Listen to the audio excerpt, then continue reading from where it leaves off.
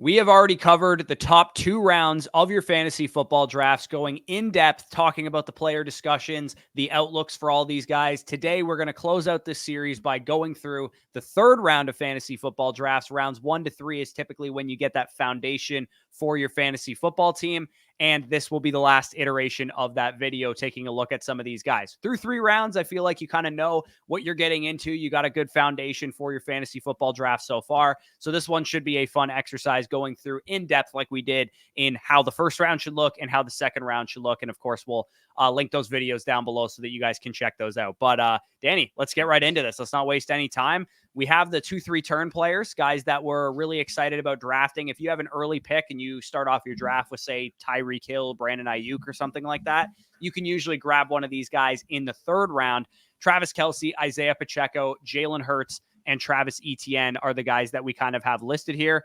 I can take a look at the first guy here, which to me is Travis Kelce. He is ranked right now as my 301. He's been a top 2 tight end in 8 straight seasons. His outlook this year is absolutely no different than it was last year. And I would argue it's even better than it was in 2023 because he played a little bit banged up last year, had no help around the offense to move the ball into the red zone. It was just Mahomes, just Kelce. And then at the end of the season, Rashee Rice kind of came along. And Kelce and Mahomes really kind of had like a floor season, and they were still, really good, especially Kelce. He was still the tight end 1 in points per game in what felt like a lost season last year.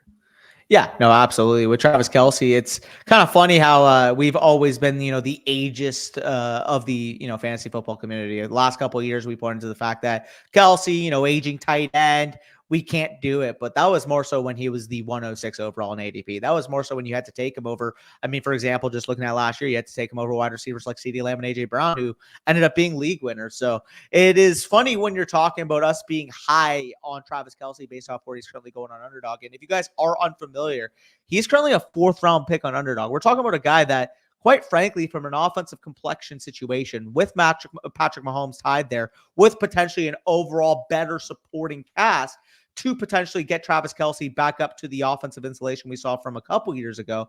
Yet he's going 3 rounds later than he was, just last year. I understand he's an older tight end. He disappointed relative to his own expectations, but he is still, in my opinion, the clear-cut number 1 projection at the tight end position. And even when you're accounting for age, I will take the 3-round discount every single time. Yeah, he's one of these players that his ADP is all over the place. For example, on Sleeper, it's exactly where I have him ranked. He's at 301. On ESPN, he's the 19th overall player. Then you go to Underdog, he's the 39th overall player. This is a dude who's all over the place in terms of his overall ADP right now. But again, when you look at his outlook, when he was the 106, the 107, 108 last year, is it any different than it is right now? And if anything, we can expect a big bounce back from this offense. You have Xavier Worthy, Marquise Brown, Rashee Rice to all kind of contribute to move the offense, and especially those speed guys to stretch the offense deep and open up the middle of the field for Travis Kelce.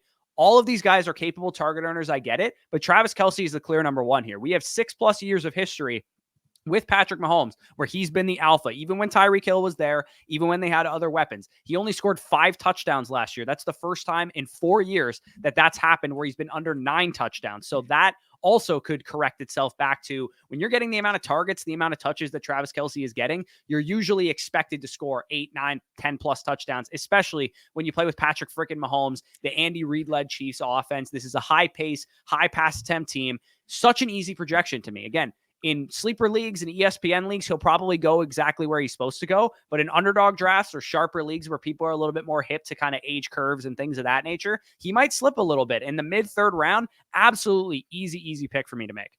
Yeah, I mean, it's funny you pointing, potential touchdown regression, because the last time he had 5 touchdowns in his career way back in 2019, he followed that up with 3 straight seasons of 11, 9, 12 touchdowns. Not to mention, historically, as an outlier, Patrick Mahomes has never had an unlucky touchdown year like he did this past season. And now, obviously, with the additions of Hollywood Brown, with the additions of Xavier Worthy, Rashee Rice, potentially, again, we'll await the overall suspension being available in this offense. I understand you could make the counter argument that they pose potential threats to the overall Travis Kelce production share. But at the end of the day, Travis Kelce is the number 1 target in this offense.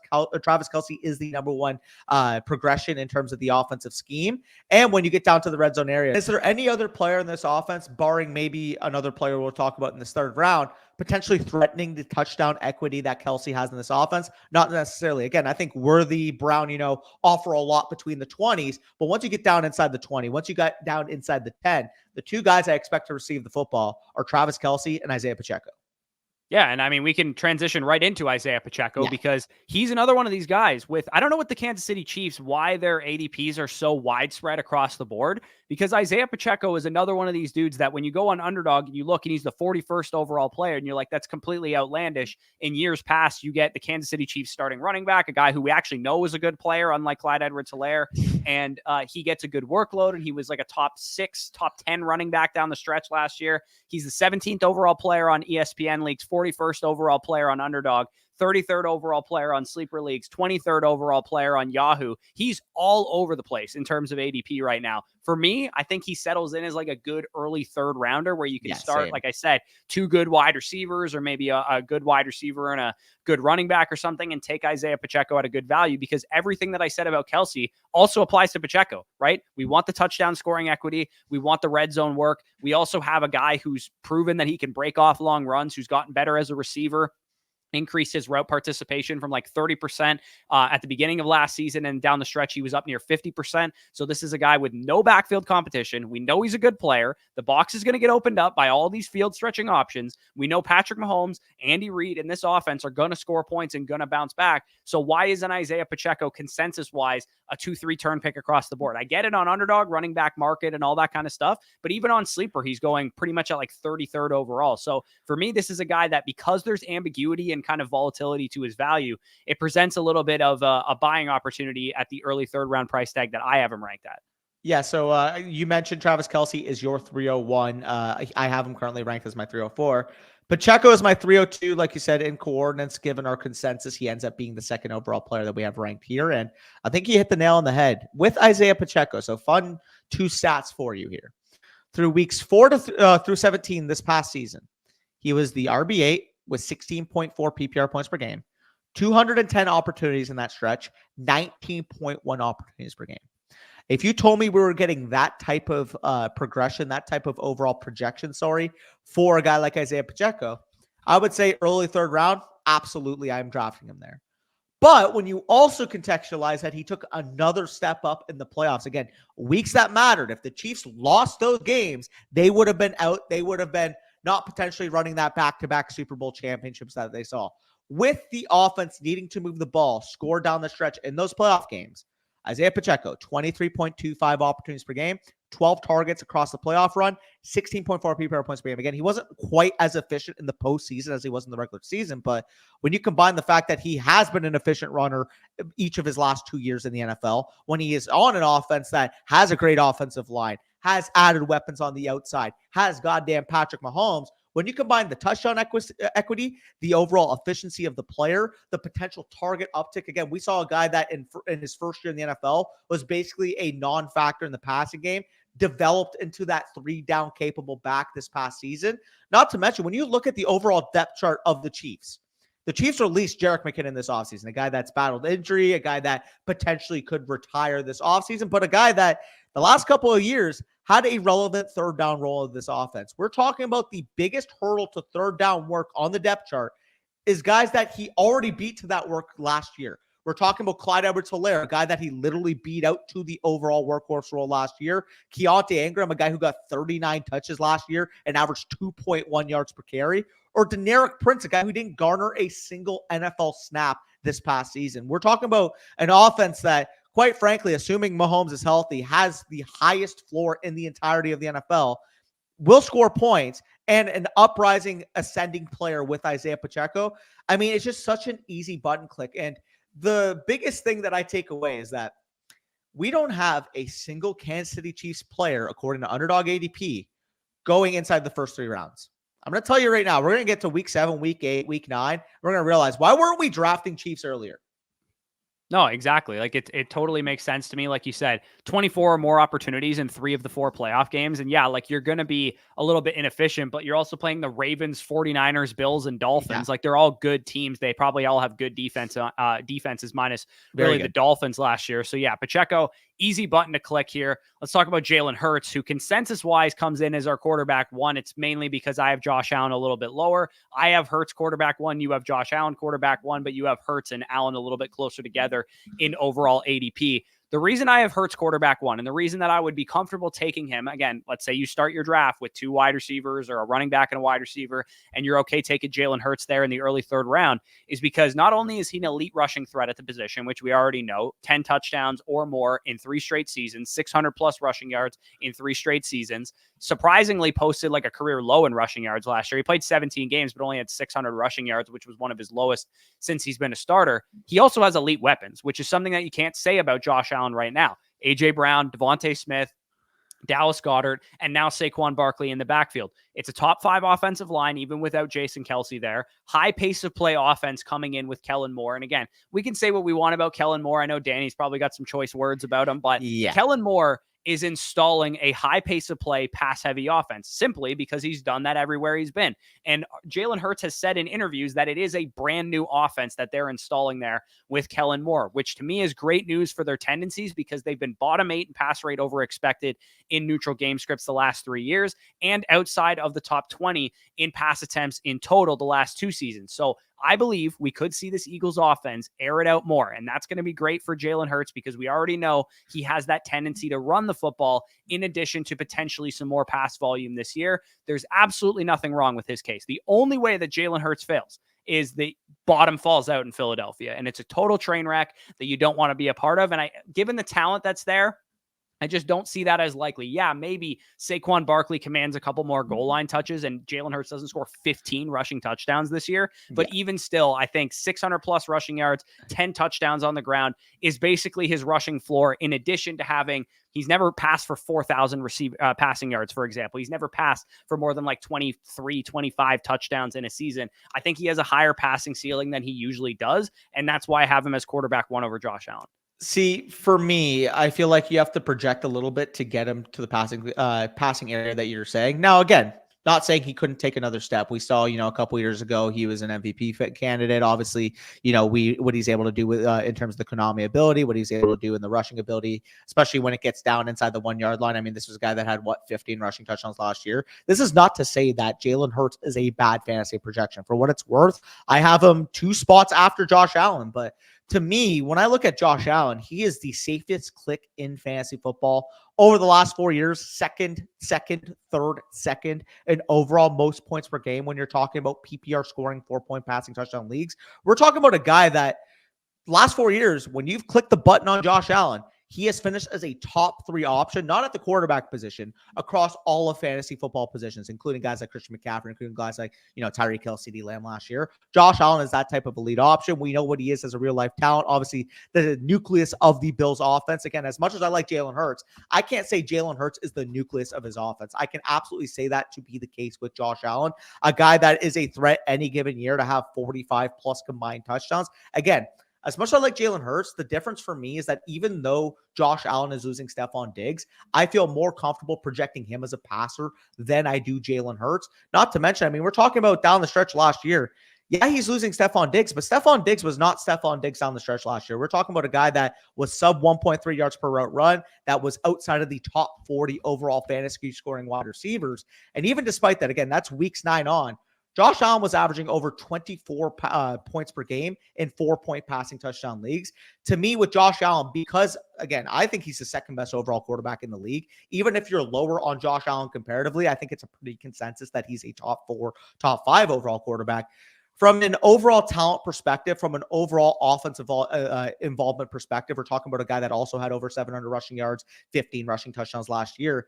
He, to me, just feels so safe in the sense that anything that the Bills are able to do on offense comes and goes based off what Josh Allen is doing. And he's the only quarterback in the NFL I can say that for. Again, the only thing I'll push back on is part of the reason that Allen splits look fine, even with Stephon Diggs playing poorly, is because 11 of his 15 rushing touchdowns came after week 9. So that's partially why. And that could be the case again this year, right? Like they could just use him in the red zone a ton. But they did draft Ray Davis. Maybe they use him a little bit more in the red zone. Maybe James Cook takes another step forward. And again, when we're talking about, because I think Josh Allen, elite NFL quarterback with subpar weapons, In fantasy, I will take great NFL quarterback because Jalen Hurts probably not an elite NFL quarterback with elite weapons. I will take great quarterback with elite weapons over elite quarterback with subpar weapons in fantasy. If we're talking got to win one game, I'm taking Josh Allen with subpar weapons. But in fantasy points per game, which one of these guys is more likely to have his production aided by the fact that he has a receiver who can take a 7-yard slant pattern to the house 75 yards? Yeah, I will say, though, we are pessimistic as a whole in the offensive situation for the Bills right now. Validly so. I mean, losing Stephon Diggs, the name value alone is going to impact that. But I'd argue that Stephon Diggs, losing him versus adding a threat in the backfield on the goal line like Saquon Barkley almost offset each other to a certain degree. Again, as much as I love Jalen Hurts, also you can combine that with the fact that Jason Kelce retires. Again, I still think they're going to be a very good quarterback sneak team, even if they aren't the greatest push team without Kelce. Like, I'm not saying he's going to fall from 15 rushing touchdowns to 4, but at the same time, I do feel like having a guy like Saquon Barkley, once you're inside the 5, again, DeAndre Swift, we mentioned in a previous video when we're talking about Saquon Barkley, DeAndre Swift was one of the most inefficient runners inside the 10, inside the 5 last year. Having Saquon Barkley there, potentially score some of those looks that DeAndre Swift was tackled on the 1, tackled on the 2-yard line, I do think takes a little bit of a factor. Again, I'm not saying he's going to fall to 4, but I would say with Jalen Hurts, maybe you're looking closer to 8 to 11 rushing touchdowns than the 15 he had last year, which, to be fair, you can make the same case with Josh Allen. Maybe he doesn't also cross 15.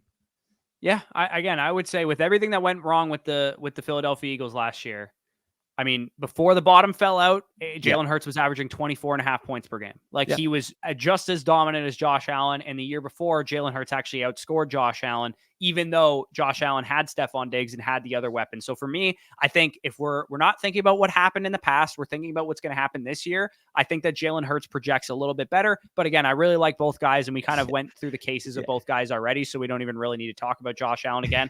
Let's talk about Etienne, because he is the last guy in this kind of 2-3 turn here. Yeah, with Travis Etienne, for what it's worth, quickly on the Jalen Hurts versus Josh Allen, like I said, 27 for Allen, 29 for Jalen Hurts. So even though I was pro Allen, anti Hurts, quote unquote, on that argument, still love both these guys, especially as 3rd round picks. But with Travis Etienne specifically, my 306 in my rankings right now, and this might be a shock to some of you guys, but Travis Etienne and the Jags offense is due for a big bounce back this upcoming season. This is a guy that was RB7 in points per game last year, and he was the RB2 through 8 games. He was averaging 20.5 PPR points per game, only trailing Christian McCaffrey in that stretch. The only issue that really affected him down the stretch last year is that Trevor Lawrence getting hurt, plus the overall offense taking a decline in the second half of the season, really impacted his overall efficiency numbers. But I will say, adding 2 field-stretching wide receivers there, Brian Thomas Jr. in the draft, going in the top 20, a guy like Gabe Davis, again, not the greatest overall real-life wide receiver, but a Gabe Davis type of wide receiver is actually very pivotal for an offense like this. Having a player that can affect the third portion of the field, really stretch out those boxes for a guy like Etienne, who, quite frankly, again, made strides to improve as an in-between the tackles box runner last year. The Etienne that we know, the Etienne that we were drafting coming into the year, was the efficient 5+ yards per carry, take any carry to the house level back. So it's kind of funny how the narrative switches on Etienne. Going into last year, we're like, ooh, maybe the volume won't be there, but he's fun. He can break away long runs, this and that. That was the cases made pro Etienne.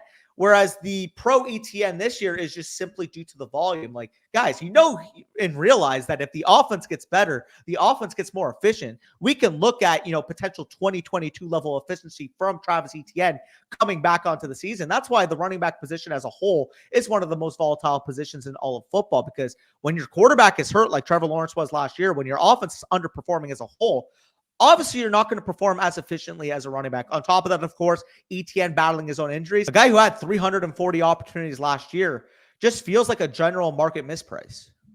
Yeah, and he is closer to the 2-3 turn on most home league ADP sites. But Etienne, I mean, like you said, in the first 8 games, he was dominant last year. He was the top 8 running back on the week in 6 of the first 8 games. And not only that, but he was commanding over a 72.5% snap share in every single one. So he was a full status workhorse in an offense that at that time was performing to the level that we thought the Jags offense could perform to. And again, with Thomas Jr. coming in, with Christian Kirk healthy, with Evan Ingram healthy, with Gabriel Davis, who again can do a couple things well, which is stretch the field vertically, I think Travis Etienne is in for a big time season. And I think people are really, really sleeping on him.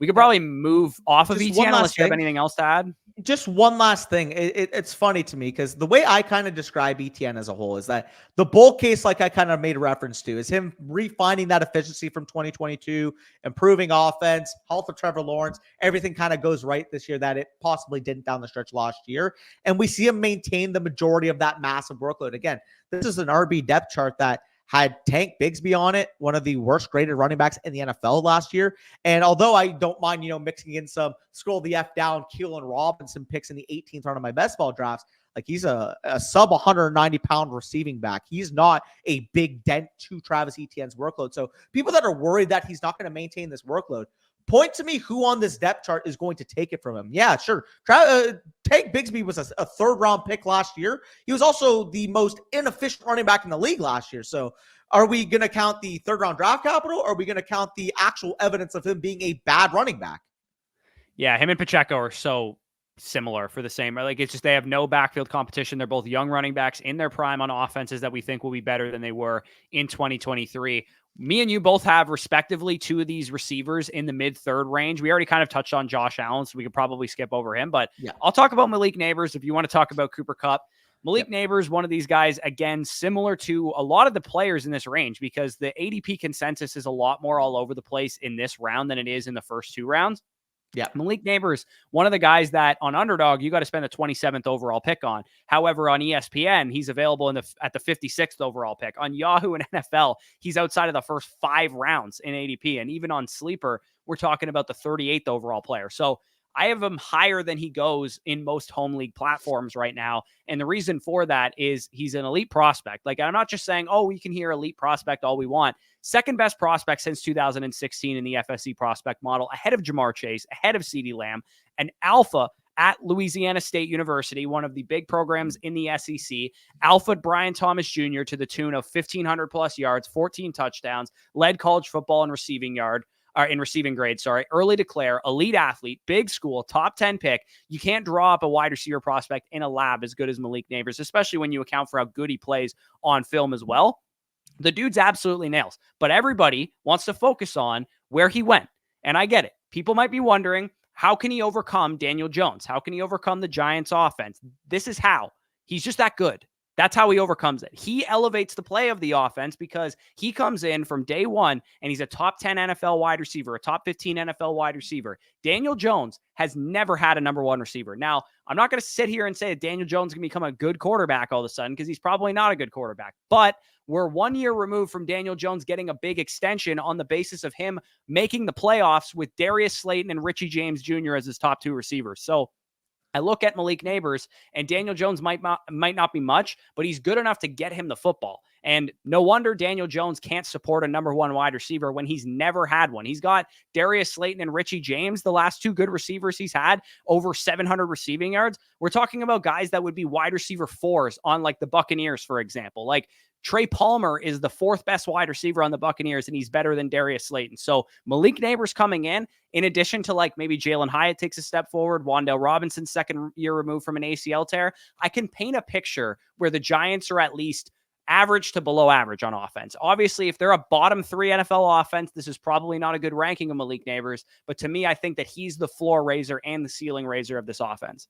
Yeah, and I tend to agree holistically. Again, this is a guy that graded as the second best wide receiver prospect of all time in the FSC prospect model. It's very clear to me that he has superstar level talent and can be the overall floor raiser of this offense, assuming health for Daniel Jones. Again, a quarterback that you said a couple years ago that was functioning relatively fine, commanded a $40 million deal with Darius Slayton occupying that wide receiver 1 role in this offense. I fully embrace the pros, and I want to be in fully on Malik Nabers, but it was actually Mason who brought out the stat. So I mentioned it to you pre-recording. I ended up finding out the whole stat. So we mentioned this in the strategy video we did. It was just a debrief. We talked ball for about an hour over on Flock Fantasy. If you guys are subscribers over there, you can actually watch that whole live stream. But he brought up the stat that is slightly concerning when you're talking about the overall ceiling of Malik Nabers. Again, if this is a, potential bottom 10, bottom 12 offense rather than a bottom 5 offense,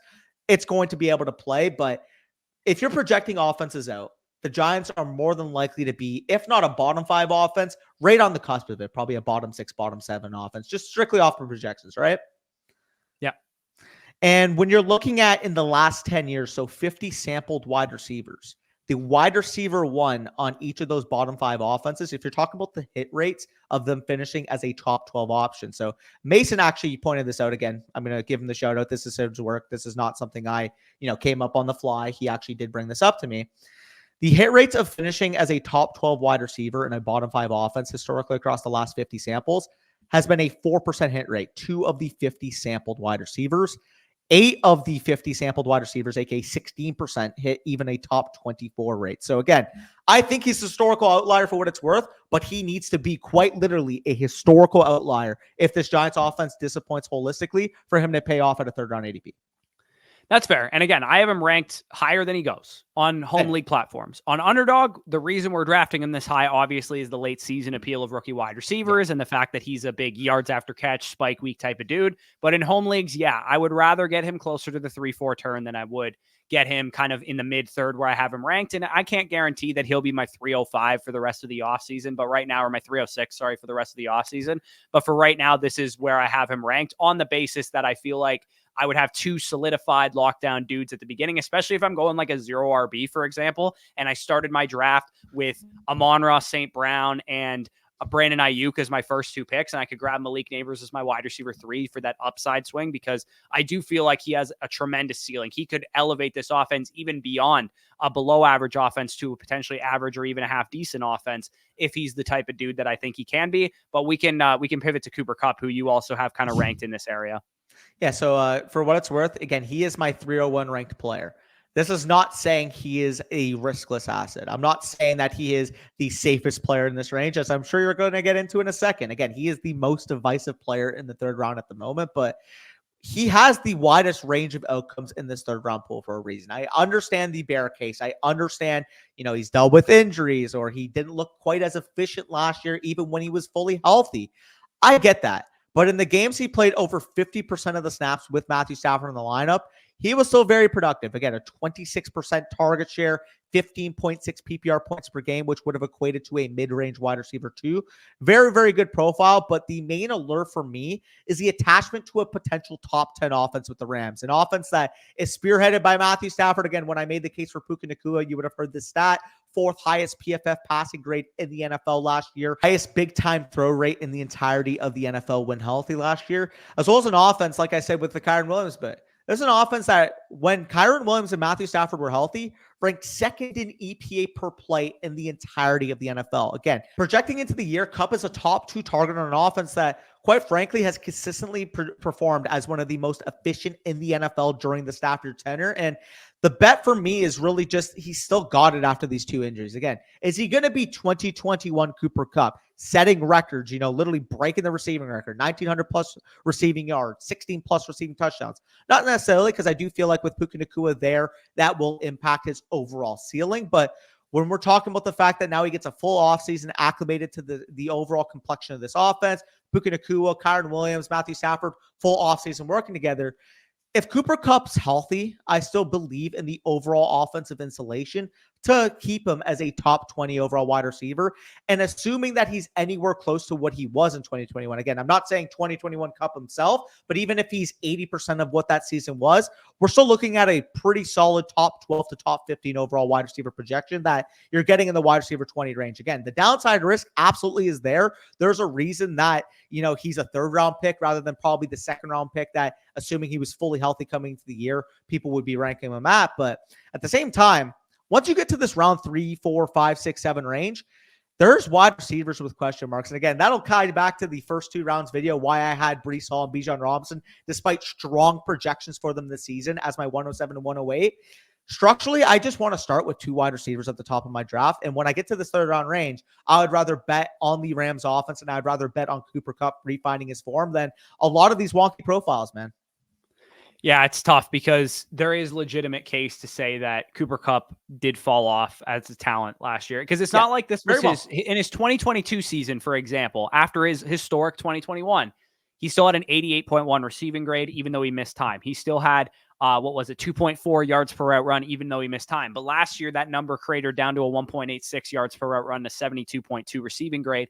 And when you think about Kelce, for example, who are like, they're both kind of similar projections. If we project both of them to be healthy and not fall off, they're both going to be really good values. But at least with Kelce, you have a guy who was led all tight ends in receiving grade last year, and he was led all tight ends in yards per route run. So it's like, even though he fell off because he was so much better than every other tight end before, he was still better than every other tight end. It just wasn't that big of a gap. So that's kind of the difference when it comes to like projecting a guy who maybe has fallen off a little bit, but could still return on ADP versus a guy that I still think could crush his ADP in Travis Kelce. So I don't mind Cooper Kupp. I've just cooled down on my exposure to him, because I recognize and I kind of actually expect a little bit that he has fallen off as a talent. I think he could still be a productive fantasy asset, but I don't actually believe anymore, and I would have said something differently earlier in the offseason, that he has like a top 5 ceiling or a top 8 ceiling in fantasy anymore. I think he's more so like Keenan Allen from last year, who obviously was great on a points per game basis, great comparison. But it probably wouldn't look like that over a full season. Like Keenan Allen obviously was like literally a top 5 receiver in points per game. So don't take the raw fantasy output. It was just, he got peppered with targets. He was the clear number 1. If he had a Puka Nacua on his offense, he wouldn't have been a top 5 receiver. Hey, does this all convince you to maybe raise Puka Nacua a couple spots for you, or what's up? I mean, I don't think that Puka Nacua really changes much for me. I just feel less bullish on the offense overall as a result of this. But again, I have Cooper Kupp at 309. I have Puka Nacua at 201. I think that both of those guys are good options. I'm just not quite to the level of other people's excitement about the Rams passing offense that, like, for example, you are with Stafford and stuff. Because the other thing is, again, we're obviously factoring in health and assuming health here. But like, if we're going to say that someone's riskier than others, Matthew Stafford is riskier than others to miss games. Cooper Kupp is riskier than others to miss games. Yeah, and you mentioned the Mahomes versus Stafford point. It's like, it's obviously more volatile with Stafford because, again, the lows are a lot lower than like Mahomes. Like, for example, we saw Mahomes low last year, 27 touchdowns. So he was still able to function in the offense. With Matthew Stafford, like you said, battling injury. Again, the type of quarterback that won't just sit out a week to get fully healthy. The type of quarterback where if he's dealing with something, he will fight through that injury. And we saw it against the Cowboys, for example. He fought through an injury, ends up, I believe it was banging his thumb against the Cowboys helmet, ends up missing the next game. Like, he's a tough son of a gun that will fight through anything. So that would be the volatility to the Rams situation. Again, when he is fully healthy, though, this offense is functioning. It's just like you said with Cooper Kupp. Again, I still have him at the 301 simply because the wide receiver complexion is so dark at this point, to the point where if you take a running back in the first 2 rounds, you're almost obligated to take a wide receiver in round 3. Again, you're going to know your guys' home leagues. If you're in a type of league that you know you can get folding wide receiver values in, be my guest. I mean, I could just straight up, I think Travis Etienne may just project better than Cooper Kupp does. And I have Etienne at 306, Cooper Kupp at 301. But it's also built into the fact that if you miss the wide receiver avalanche, you can fall so far behind to the point where Jamison Williams, a consistent starter in your lineup. And for me, it's like, yeah, although Cooper Kupp does have his warts, again, you mentioned the overall seasonal efficiencies, even in the games where he and Stafford were healthy, only a 1.91 yards per route run, 27.62 receiving yards market share. It's just, the fact is, he's got a better range of outcomes than a lot of the receivers taken after him. Yeah, I don't disagree at receiver. Like, the only guy that I have at receiver ranked over Cooper Kupp that you probably don't are Malik Nabers, Devonta Smith, who I'm about to talk about, and DJ Moore, who we're about to talk about. And then I have Cooper Kupp right after those guys. The majority of the players I have ahead of Cooper Kupp are the 2 tight ends, Isiah Pacheco, Travis Etienne, and Jalen Hurts. Like, they're not even wide receivers there. It's just that I'm okay pivoting to other positions at that point in the board. And speaking of, we could probably transition right into Sam Laporta, who we have a little bit of a difference in our rankings right now. I have Sam Laporta at 302. You have him kind of towards the end of the 3rd round there. I have him. The reason I have him this high is because I think that elite tight end is the predominant strategy that I'm going into my fantasy drafts with over elite quarterback, because elite tight ends are shallower and the quarterback position goes, 15, 20 deep, as I talked about in the league winning quarterbacks video. Sam Laporta is on a great team, top 5 scoring offense. He had an elite rookie season, probably the best we've seen from a tight end in the fantasy football era, to be honest. 900 yards, 10 touchdowns, tight end 3 finishing points per game. Unheard of for the curse of the rookie tight ends. We never saw rookies do this before. Kelce just simply projects better. So that's why I have Kelce ahead of him. And also, as much as I like Laporta, it's a lower pass volume than Kelce's. He's not the number one wide receiver. There is Amon-Ra St. Brown there, who I am very high on this year, as you guys know. It's a worse quarterback than what Travis Kelce has to deal with. Much worse, obviously. Run-heavy team in the red zone as opposed to the Kansas City Chiefs, who do like to throw in the red zone. And, of course, right now, Laporta does actually go higher than Travis Kelce in drafts. So I typically bypass Laporta to take Travis Kelce. The age concern is the thing that's going in Laporta's favor because he's a young player, not likely to miss time with injury, not likely to fall off the age cliff. But again, it's, do you rely on the history of Travis Kelce, who's been like literally the tight end 1 or 2 for like 8 years in a row, or do you rely on the young player taking a step forward? For me at the tight end position, I've gotten burned by young players by a lot, and Laporta's totally different because he's already proven it, but I would rather rely on the steady Eddie producer who also has the better projection in Travis Kelce. So I still love him. He's like my 302. I would take him with an early third round pick ahead of Pacheco, ahead of Jalen Hurts, ahead of Travis Etienne, pending how I think the running back and wide receiver landscapes of my league are. But for me, I feel comfortable just getting elite lockdown tight end for the most part. So that's why I have these guys ranked the way I do. But that could change, man. This 301 to 306 range between the running backs, Jalen Hurts, Josh Allen, and the 2 tight ends, to me, are a pretty fluid tier with how you want to structure your roster. Do you want to take a deviation at which position? That's kind of where it comes down to. Yeah, and I think you hit the nail on the head versus how I feel about Laporta versus Travis Kelce.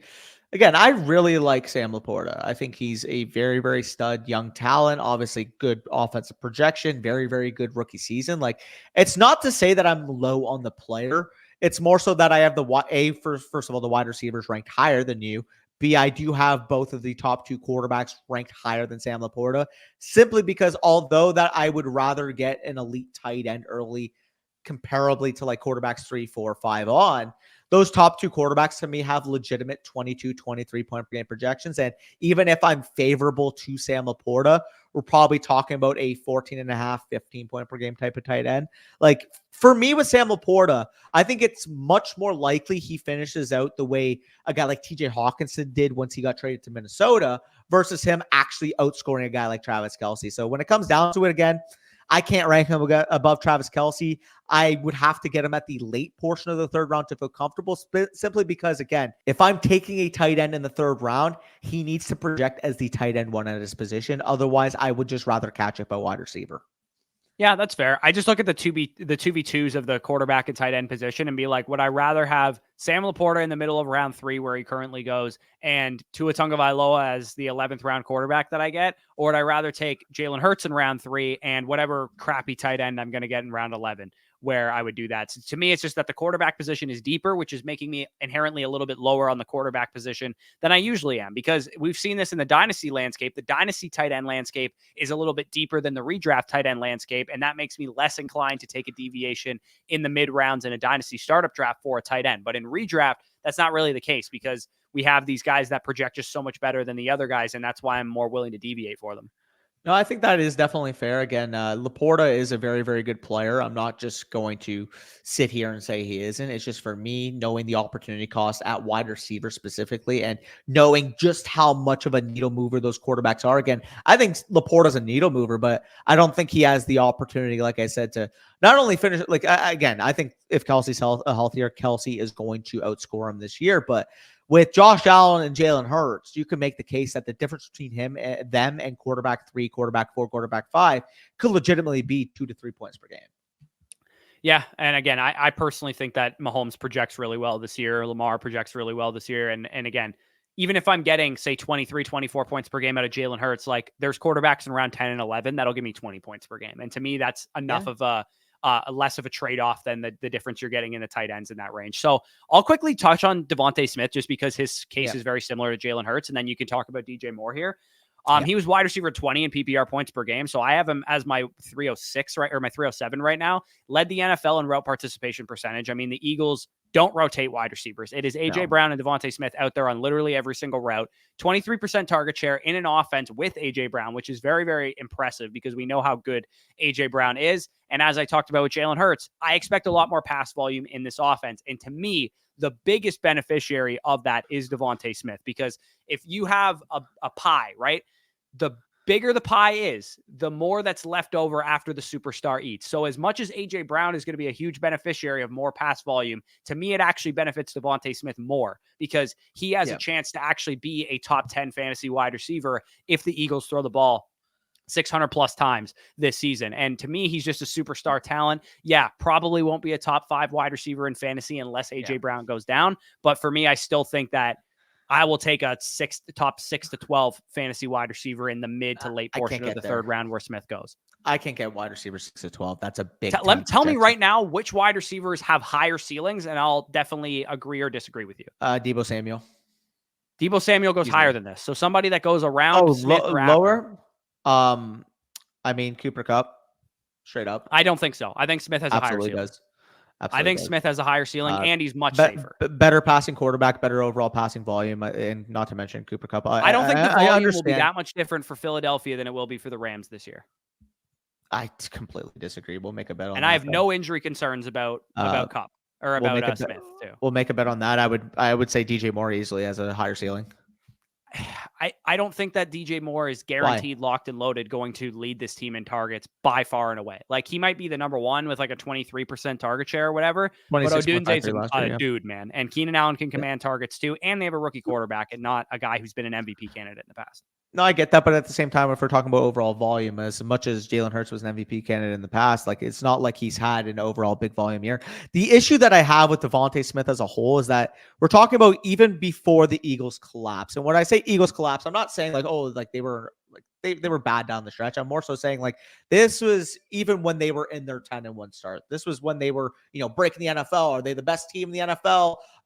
Going into that 49ers matchup, people are like, oh, this is the best game of the year. Obviously, that didn't end up materialize. But specifically talking about when the offense was functioning as a whole, 20.69% target share, 14.4 PPR points per game, wide receiver 20, 1.886 yards per route run, 28.79% receiving yards market share. Again, I understand and I do agree that the offensive volume as a whole should go up. But at the same time, it's like AJ Brown is the clear alpha in this offense. We already talked about the fact that he had a 45% receiving yards market share. Right, but do you expect the discrepancy to be that big? Yes. Or did AJ Brown just run hot in that period of time? Dude, like AJ Brown had like 130 yards a game in that stretch. I don't think the discrepancy will stay that big. Dude, I love Devonta Smith. I think he's a very, very good talent. But that's the difference between a top 3 to 5 talent in the league versus a top 15. It really is. No, that's totally fair. I think that AJ Brown got the looks going his way, and naturally, and like, they're gonna flip flop more often than that. It was all AJ Brown for those first couple weeks. I think it will continue to be because AJ Brown's that type of motherfucker.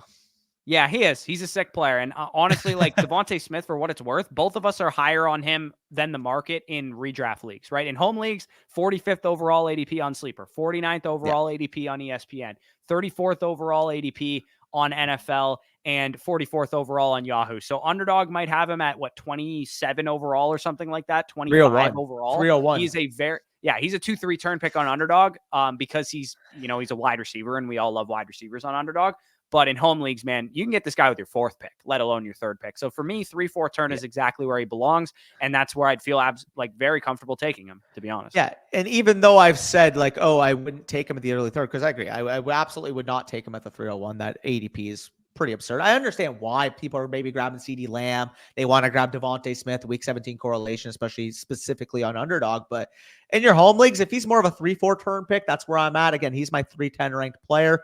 I like him. Again, wide receiver 6 to 12. I can't get there in terms of overall projection, but is he a safe mid-range wide receiver 2 with the possibility to be a back-end wide receiver 1? That would be where I have the range of outcomes at. Yeah, and like I said, on ESPN and Sleeper, he's not just a 3-4 turn pick. He's actually a 4-5 turn pick. So you can take Jalen Hurts in the mid-3rd round and get Devonta Smith in the mid-4th round very easily on these home league platforms. And I would highly suggest if you want to get an elite quarterback, that's something that you could definitely pair up together as the stack.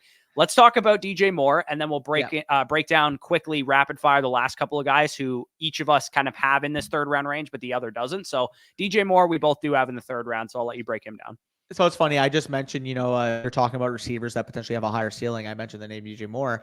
I have DJ Moore ranked as my 308 overall player. Devonta Smith ranked as my 310. I do prefer DJ Moore straight up. And the market on underdog is actually the inverse. So Devonta Smith, like we said, 301. DJ Moore going as the 307, wide receiver 22 off the board. And I understand why some may be anti DJ Moore. Look at the target competition, betting on a rookie quarterback. Like, I get it. There is downside risk there, but he was quietly one of the best wide receivers in the entire NFL in 2023. In games where he had his starting quarterback. Look, I understand that Justin Fields is not there in 2024, but we would both agree that as a pure passer, Caleb Williams is a better quarterback than Justin Fields, correct? Yeah, that's fair. Yep. That's fair. So just in the games with Justin Fields, again, I'll talk about the context in a second. Obviously, he wasn't fighting off, Roma Dunze, Keenan Allen, but just specifically to showcase how absurdly dominant he was last year. 26.53 average target share, 20.42 PPR points per game, which would have ranked as the wide receiver 5. But more specifically, just looking at how crucial he was, how dominant he was in the context of the offense. 2.65 yards per route run, 47.84 receiving yards market share. Now, obviously, again, I'm not expecting him to have a near 48% receiving yards market share when Keenan Allen and Roma Dunze are on the field, but that was in an offense that was throwing for less than 200 yards per game. On top of that, again, top 10 graded wide receiver per PFF, 12th in yards per route run on the season as a whole. And when you just isolate the season when he was playing with a starting quarterback, that stretch with Justin Fields would have had him ranked 6th in the NFL in terms of yards per route run. He showed himself as a legitimate wide receiver one in the NFL on an offense, like I said, with under 200 passing yards per game. I'm expecting a significant uptick. Like, I understand betting on a rookie quarterback historically is a risky task. But when you're talking about a prospect that is heralded up there with the Trevor Lawrences, heralded up there with the Andrew Luck, the clear-cut first overall pick in 2024, on an offensive situation with Shane Waldron, with that overall ceiling that we both expect for this Bears upcoming this season in terms of point equity, it's really tough for me to look at the target competition of an aging wide receiver in Keenan Allen who has missed significant time in these last few years, as well as a rookie, again, as much as I love Roma Dunze, top 10 level talent, rookie wide receiver to usurp DJ Moore on the pecking order. I don't necessarily see that being the case. Again, I still view DJ Moore as the clear-cut wide receiver one on this team. And although there's more target competition, I think the overall complexion of this offense will combat that. So again, he's going to be an efficient wide receiver. He's got the yak element to his game. He's got the downfield element to his game. And I really just look at the situation and say, how is DJ Moore not going to be the number one wide receiver on this team? See, so it's weird because I have DJ Moore one spot lower than Devonta Smith, but I think you're totally off base with how you're projecting him, which is weird. The reason that I think that is because, like Nico Collins, we've already had this discussion, basically. You're taking a split of DJ Moore where he was far and away the number one wide receiver, 100%. And that's just simply not true anymore. So that split to me is totally irrelevant of what he did last year. And again, you already talked about that, though. No, you already talked about it. So let me go. You talked about how, the offense is going to be better and they're going to throw the ball more than they did last year. I totally agree with you. That's why I have him as my 308 in fantasy drafts this year. The problem I have is that I actually think there's a very reasonable range of outcomes, just like the Texans wide receiver cores, where any one of these wide receivers leads the team in yards. Any one of these wide receivers has the most touchdowns. Any one of these wide receivers is the number one guy. I do not think at all that DJ Moore is the clear-cut number one wide receiver. He's my bet for probably the number one wide receiver, but I could see Roma Dunze coming in right away, working with Caleb Williams in minicamp, being the guy that he has the chemistry with. I could see Keenan Allen, the wide receiver 3 in points per game last year, coming in and commanding the most targets, just kind of like the Stephon Diggs of this offense. So for me, I want pieces of this offense. I believe in Caleb Williams. DJ Moore is one of those pieces, so I'm drafting him. But to me, the projection of using last year's numbers to get there is wrong. See, that's what you're misconstruing. I'm not taking last year's numbers and copying and pasting it. I'm taking last year's efficiency metrics and saying that DJ Moore is a fantastic football player. I fully understand. This is not a copy-paste situation because there's pros and cons to last year that don't exist this year, like there are pros and cons this year that didn't exist last year. Last year's Bears offense, quite frankly, even with Justin Fields on the field, was a bad passing offense as a whole. Yes, DJ Moore was the undisputed number one, but it was a bad holistic passing offense. I think with DJ Moore and Caleb Williams and Keenan Allen and Roma Dunze, yes, overall target competition has increased, but I think the validity of that passing offense will combat in terms of efficiency the offset in him not being, like you said, the clear cut number one. Me saying clear cut was probably the wrong terminology because, like you said, Keenan Allen, even though he's battled injuries, still a good receiver. Roma Dunze, like I said, top 10 overall talent. Maybe he comes in and can potentially threaten that spot. But for my money, a guy that graded as a top 10 wide receiver, that from the eye test standpoint looked like a top 10 wide receiver in the NFL, I can't see anybody coming in and automatically usurping him. I think coming into the season at the very minimum, DJ Moore is the clear-cut number one wide receiver on the team.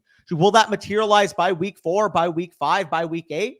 Probably not. Maybe Roma Dunze chips into that. It's a closer bait there. Or maybe Keenan Allen shows that the injury issues are a thing of the past in the Chargers. He's able to increase there. But overall, when I'm looking into the season for a guy that performed at this level, for a guy that's in the prime of his career with a significant quarterback upgrade, he's such an easy button for me to click in the third round. Yeah, no, totally understandable. I just look at it as this. Moore at a 28% target share last year. Devonta Smith at a 23% target share last year. I think their target shares will be very close this year. And I will take the clear-cut number 2 on a better offense with a better quarterback, or at least we know he's a better quarterback as of now, than the guy who could actually be the number 3 of his offense. He's probably not, but he could actually be the number 3 of his offense. Potentially, but I will say finally before we move on is that you mentioned same target share. Again, I agree. Jalen Hurts right now, you would say, is a better real-life quarterback than Caleb Williams. But in terms of overall passing volume, I would say that the Bears passing offense. I disagree. I think they're going to play the Eagles will outpass. You think we'll make the bet right now on this video? They're not going to throw more with a the Bears will outpass the Eagles. We'll make the bet right now. We'll make the bet right now. We have an inherently run-heavy team versus one that could potentially be passive. They're not run-heavy anymore for that offense. They're not. Says who? Kellen Moore and everything he said, Jalen Hurts and anything he said so far. And structurally, given the personnel of an offense, is it a pros and Joes or a scheme offense? Well, Kellen Moore, anywhere he's gone, doesn't matter who the scheme or who the pros and the Joes are. With Dak Prescott and Justin Herbert, 2 passing quarterbacks, right? It doesn't matter. He's got an elite quarterback here, too, or a great quarterback here. He's going to throw the ball. From a pure passing perspective, he's not Justin Herbert or Dak Prescott. No, he's not. Okay. But he's going to throw the ball this year. Kellen Moore is not going to change. He didn't change in Dallas. That was one of your complaints about him. Yeah, we'll make the bet right now that the Bears outpass the Eagles in terms of overall volume. We'll make that bet. Okay. Well, even if he does, if Caleb Williams has as good of a season as Jalen Hurts will have in his 4th NFL season or 5th NFL season, however many years he's played in the league, Caleb Williams will have a better rookie season than CJ Stroud because I expect Jalen Hurts to be very fucking good this year. So let's go honorable mentions because we've already talked about a lot of players so far. We'll rattle off both of our guys that made our third rounds that didn't make the other guy's third round. So for me, T. Higgins, Patrick Mahomes. T. Higgins, I've already talked about it. The best way I can describe T. Higgins is he's exactly like Devonta Smith, only Devonta Smith hasn't been injured the past couple of years with a bunch of bullshit soft tissue injuries. And also, T. Higgins is in an offense that we know is at least going to be one of the most pass heavy in the NFL. This is what we could say is pass heavy. Yeah, with one that we could think is pass heavy. And then also, too, Joe Burrow is a better passing quarterback than Jalen Hurts. And of course, Burrow was actually cleared for contact today. So it looks like he's going to be healthy here. To me, again, if you're worried about T. Higgins' injury history, there's no basis to be because soft tissue injuries, hamstring injuries, there's no fantasy doctor that you'll ever find that says that these guys are destined to repeat that stuff. If he was coming off a torn ACL, that's totally different, but he is not coming off of anything significant or predictive. It's the funniest thing. We'll post T. Higgins, when he's healthy, he's very good. And then every single YouTube comment is like, he's never healthy. Soft tissue issues, injuries carry. It's like, yeah, we've literally had doctors on the channel confirm that soft tissue injuries are not actually something that just lingers year over year. So what are we doing? Higgins is so cheap, man. He's a guy that you can get in the 5th, 6th round on home league platforms because people are just so sick of him. And the other guy that I'm going to bring up here too is Patrick Mahomes. And the reason I have him this high is because he just literally doesn't have any weaknesses anymore. Now that he has receivers to throw to, there is no weaknesses to his game because he's the best quarterback in the world, right? Yeah, nobody would dispute that. He has the most pass attempts usually in neutral game scripts of anybody. When the Chiefs are winning, they throw. When they're losing, they throw. When the game is close, they throw. It doesn't matter. In the red zone, even if they use Pacheco more, they're still going to be pass heavy. That's just how the Kansas City Chiefs are. And with Worthy, with second-year Rashee Rice, whenever he gets back from suspension, if he gets suspended, Marquise Brown, Travis Kelce, He's the best play caller in the league, or one of the best play callers in the league. They're pass heavy. They're up tempo. There's nothing wrong with Patrick Mahomes. Nothing. Yeah, I think you pretty much labeled it out for me. I still view, given the rushing aspect of the top two quarterbacks, there should be a relative divide between them. Like, for what it's worth, in my rankings right now, 27 and 29 respectively for Allen and Hurts. I do have Mahomes listed as my 39th overall player. I actually, like, recently in the last few weeks did make the switch. Initially, I did have Lamar Jackson higher, but like you said, with Mahomes, no real weakness in terms of the overall projection. The only thing you can say is that he doesn't run the football as much as the top two quarterbacks, but he is probably the only quarterback with certainty I can say has a 40 plus, 45 plus touchdown projection. Yeah, not to mention he does run 300 yards and 3 touchdowns. Like, it's not like he's a nothing in the rushing game. So for me, it's like, do you want 27 passing touchdowns from Jalen Hurts and 4,000 passing yards, plus, the 810 touchdowns he's going to give you on the ground? Or do you want 5,000 passing yards or close to it, 40 touchdowns, 300 rushing yards, and 3 touchdowns? It's just how you get there. And again, 6 point per passing touchdown. For me, Patrick Mahomes is probably closer to QB1 than he is actually to QB3. Like, he's right there. He'd be in the tier with these guys in a 6 point per passing touchdown league. Oh, 6 point for sure. Because again, when we're looking at the overall projection of a guy like Patrick Mahomes, like, obviously last year, like I mentioned with Kelce, was the anomaly year. This is a guy that only threw 27 touchdowns. But when you're looking at the years since he took over in 2018, 50 touchdowns, obviously, in his second year in the NFL, first year starting in 16 games. Second year, again, he technically had less total touchdowns, only 26 passing touchdowns in 2019 versus 2023. But he also missed 2 less games than he played this past season. Other than that, though, 38 passing touchdowns, 37 passing touchdowns, 41 passing touchdowns. Like, the guy, when he's fully healthy, aside from last year, has basically been a lock for a 30-plus passing touchdown pace. Yeah, not to mention, like, the last time he had field stretchers like Tyreek Hill, like, he was a 25 point per game scorer without the rushing. Like, he rushed 218 yards and 2 touchdowns. 308 yards and 2 touchdowns in 2020 and he still was a 25 point per game scorer because he had 4,700 yards and 38 passing touchdowns, right? And like 2022, he won the MVP without any of those, like, with Hill gone already, right? It was just Kelce. Kelce was playing at a high level. He had 5,200 passing yards and 41 passing touchdowns. Like, he can do this. He's got Worthy, he's got Marquise, he's got Rashee Rice, he's got Kelce. He's ready to go. Yeah, no, I completely agree. I love Patrick Mahomes. I have him rate as an early 4th rounder, so no real qualms with me. Same thing with T. Higgins.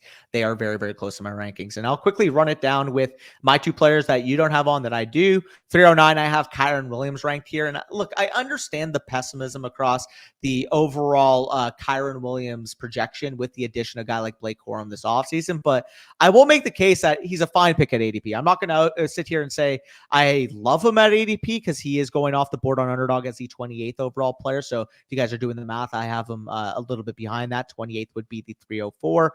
309, I have him a little bit after that. But I will make the bull case for Kyren Williams because he was quietly very efficient even after coming off of injury last year. When people think of Kyren Williams, they think, oh, he got so much volume, but he's kind of a plotter. That's why, they drafted Blake Corum this offseason because Kyren was inefficient. Because you would have credits earlier in the season. Like, Kyren Williams straight up in the early portion of the year was getting there more so on volume than he was on being an efficient running back. But once he came back from injury, that volume met efficiency in the lineup.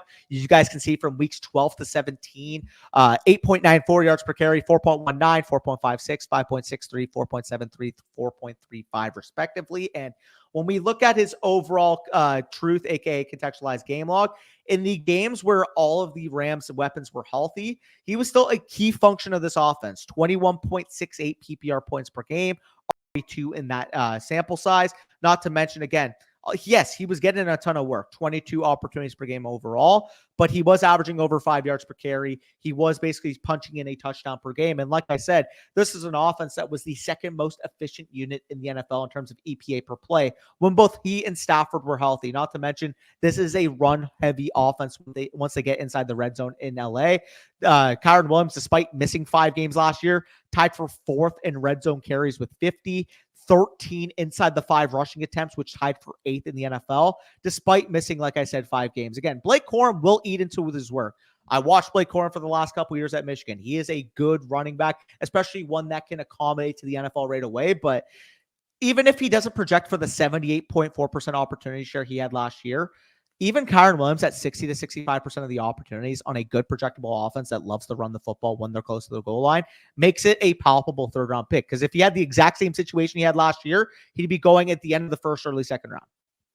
Yeah, see, the problem with that statement and why I have him lower than that is that would be true if Kyren still got all the high value touches, but he won't. Yeah. And Blake Corum, as you know, can punch in touchdowns like nobody's business. And even if they run heavily in the red zone, even if they use him heavily as a receiver, Blake Corum is capable in both of those roles. He's going to take some routes away. He's going to take some goal line touches away. So it's not just to me that Kyren Williams was a plotter who only got volume. And now that his volume is threatened, that he's going to be completely useless. No, Kyren Williams on a 60 to 65% opportunity share is a silent killer. That's the type of running back he is. He's the type of running back who you draft as RB9 or RB10 in ADP, and he finishes around that area, but you also risk, as you do with all early round running backs, the chance that he gets injured, the chance that all this other stuff goes wrong. And I would just rather take a wide receiver, a quarterback, or a tight end. So for me, I look at Kyren Williams, and even though he was a league winner last year, 21.2 points per game or whatever he finished as in the 12 games that he played, to me, he doesn't have a top 5 ceiling. Ergo, I'm not picking him.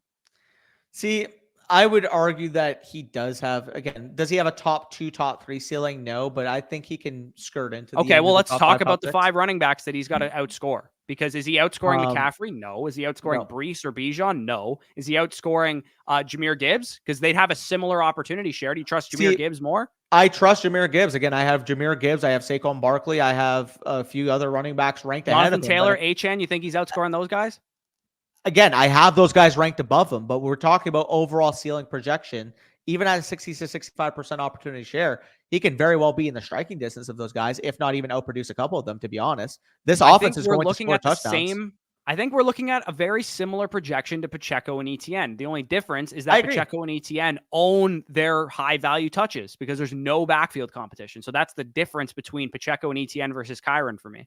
Yeah, and I think it's fair to make the assumption that Blake Corum will tack into that. But like I said, this is a guy that averaged over 21 PPR points. Yeah, but he got all the high value touches. Look, I get that. I'm not saying he's going to score 21 PPR points per game this year, but at the same time, when we're dealing with guys that probably project around 17 to 19 PPR points per game, anyways, I think Kyren Williams very well fits into that group. Like I said, I have him ranked at the 309. I have him after ADP, but discriminating him outside of the first 3 rounds just kind of makes it seem like all he did was get volume last year when, quite frankly, he was efficient on him. Again, I'm not saying he's going to be a 22 opportunity per game back, but he's very well going to be in the 17, 18 range. That's who I can say that about, who goes 2 rounds later? James Cook. Yeah, fair. But the difference is Kyren Williams has touchdown equity. James Cook does not get goal line work. I think that James Cook and him are quite similar in their touchdown equity because James Cook doesn't have Blake Corum in his backfield. See, I would completely disagree because one offense runs the ball completely in the red zone. One offense runs their red zone offense through Josh Allen. No, that's totally fair. James Cook also has a higher receiving ceiling, in my opinion, because they're lacking receiving weapons. So I like James Cook a lot. The fact that I can make the argument for James Cook, who's a 2-round pick later, that's why I don't draft Kyren Williams. I would just rather draft other positions where Kyren Williams goes. It's just discounting Kyren a good amount, to be honest. Because again, I think I am discounting him. That's totally fair. Could he prove me wrong and be an 85% opportunity share guy again? Maybe, or even on a 65, 70% opportunity share. He's just really efficient and gets all the high value touches for sure. But I really just think Blake Corum was drafted for a reason, and Kyren's already been banged up. And the fact that Kyren, if he has to split 50-50, the goal line and red zone work, and he has to split 50-50, the routes, he is not going to return on his ADP much. Maybe he could be RB9 or RB10 in points per game, but I don't think he gets much higher than that. So how many rushing touchdowns do you have him projected for? I don't know, like 10 or 11 probably. Yeah, okay. So his line in terms of rushing touchdowns is at 9.5. So right about that range would be the slight over.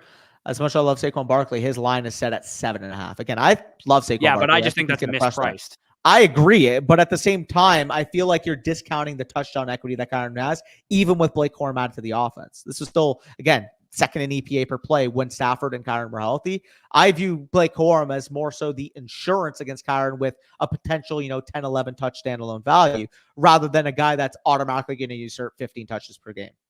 As we've talked about with every Rams player so far, you're higher on this offense than I am. Absolutely.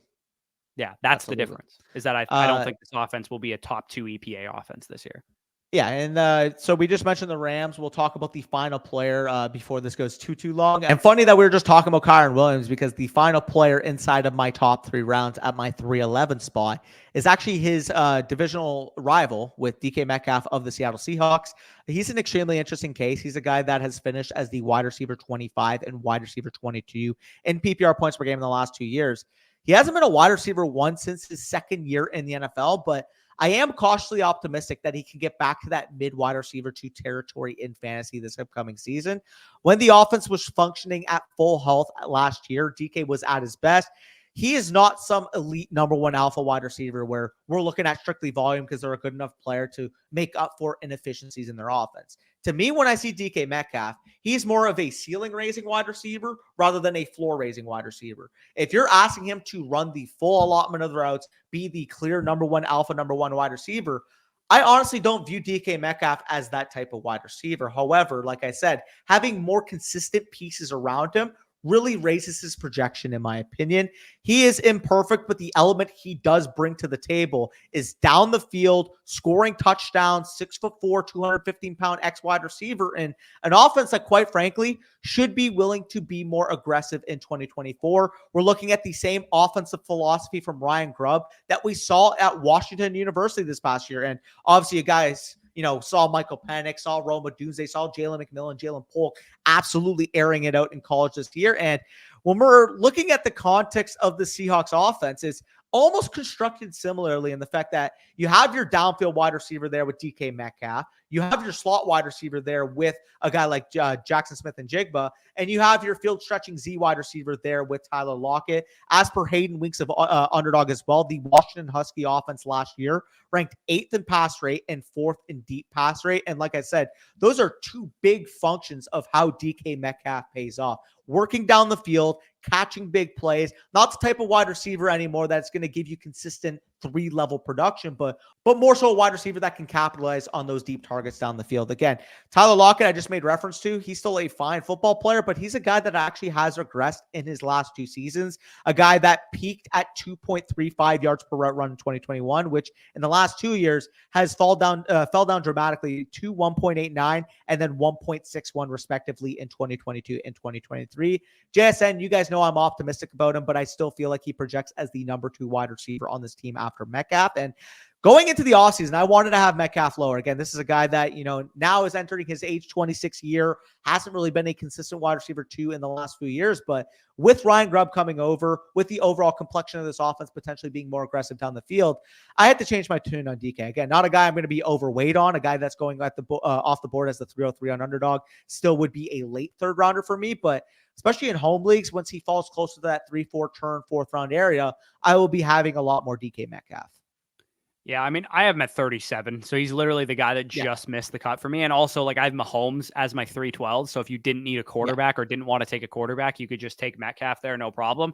I guess the slight minor difference is that I do think there's a range of outcomes in which Jackson Smith and Jigba leads this team in targets. Sure. That's a real possibility for me, but I don't disagree with anything you said, to be honest. I don't have anything else to add. They're going to throw the ball more downfield. Their pace of play was already pretty solid. Their pass attempts were already pretty solid. It's just the average depth of target, the way that they're operating the offense, the way that they're scheming up the downfield shot plays is going to benefit DK Metcalf more. And we know he's the type of guy that can run hot on touchdowns, hot on big plays. And that could be this year.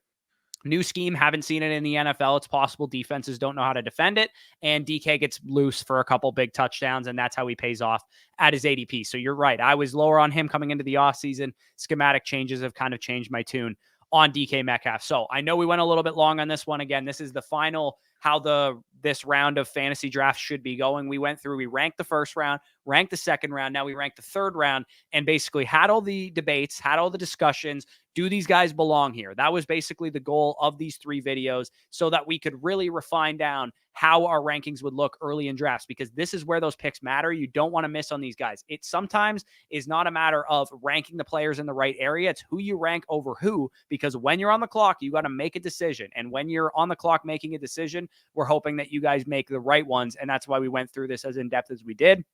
Of course, if you want access to all of our rankings, you can get our draft guide for free by signing up on Underdog Fantasy using the promo code FSE. And the link for that is down below in the description, as well as on flockfantasy.com. If you already have an Underdog account, you can go over there, get our draft guide over there. Danny's The Truth series has been on the screen throughout this entire video. We've broken down a number of our rankings, which are also obviously in the draft guide. We have FSE versus home league ADP. I've made reference to like Sleeper and Yahoo and ESPN. The reason I have that data is because it's in our draft guide as well. I'm also adding fantasy football news, all of the news that's happened since the NFL draft, puff pieces, usage related stuff, anything that's come out by team. I've organized it. That'll also be in the draft guide as well, especially for those of you guys who love the fantasy news of the day segment. So all of that is available in the draft guide. Check it out. Both of the ways you can get it, like I said, linked in the description. But with that being said, peace out, and we'll talk to you soon.